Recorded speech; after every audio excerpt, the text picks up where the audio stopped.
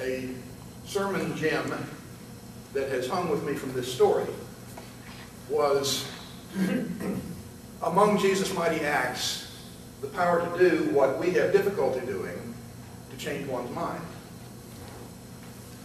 And I ask you to kind of live with me, because what I'm working on, and I've only in the last few days worked up learning the full chapter, is moving in that direction and trying to tell what we've heard to date,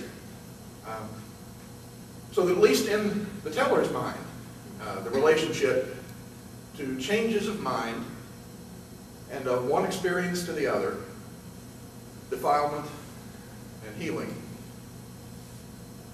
lives in the story. Now, when the Pharisees and some of the scribes who had come from Jerusalem gathered around Jesus, they noticed that some of his disciples ate with defiled hands. That is, without washing them. For the Pharisees and all of the Jews never eat anything unless they have thoroughly washed their hands. And they do not eat anything from the market unless they have washed it. And they also have many other traditions that they uphold, the traditions of the elders. These concern the washing of the cups and the bowls and the pots and the bronze kettles. Now, the Pharisees and the scribes asked him, "Why is it that your disciples do not live by the tradition of the elders and eat with defiled hands?" He said to them, "Isaiah prophesied rightly about you hypocrites.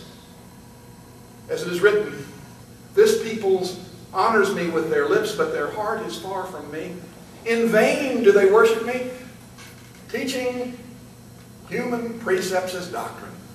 You abandon the commandments of God in order to hold to human traditions."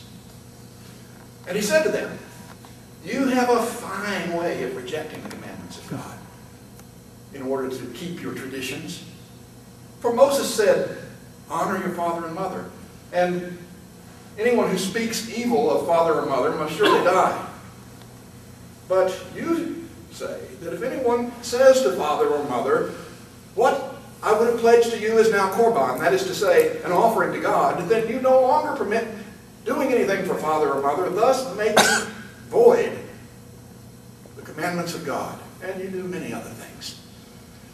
Then he gathered the crowd around him again and said, "Listen to this, all of you, and understand.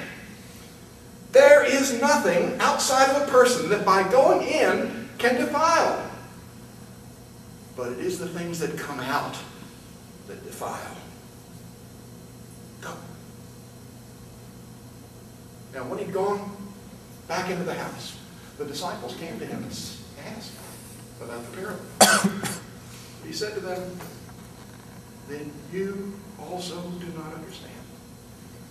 Do you not see that anything outside a person that goes in cannot defile, because it enters not the heart, but the stomach, and goes out through the sewer?"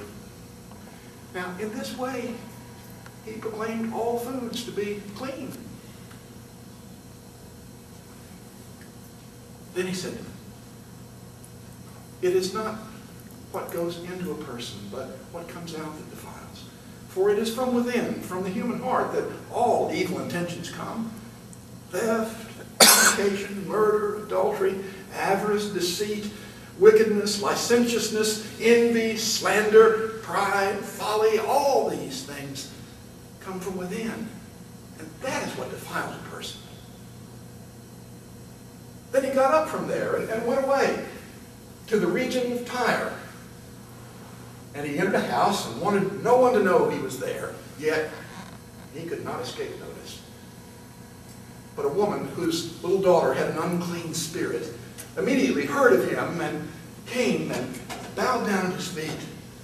Now the woman was a Goy of Syrophoenician origin, and she begged Jesus to cast the demon out of her daughter.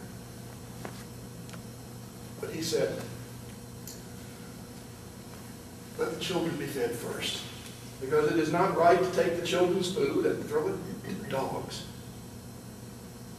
But she answered, Sir, even the dogs under the table eat the children's crumbs. He said to her, For saying this, you may go on your way.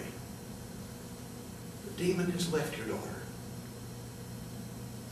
So she went home and at once found the child lying on the bed and the demon gone.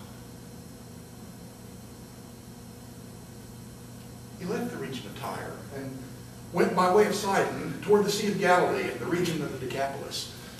And there they brought to him a deaf man who had an impediment in his speech.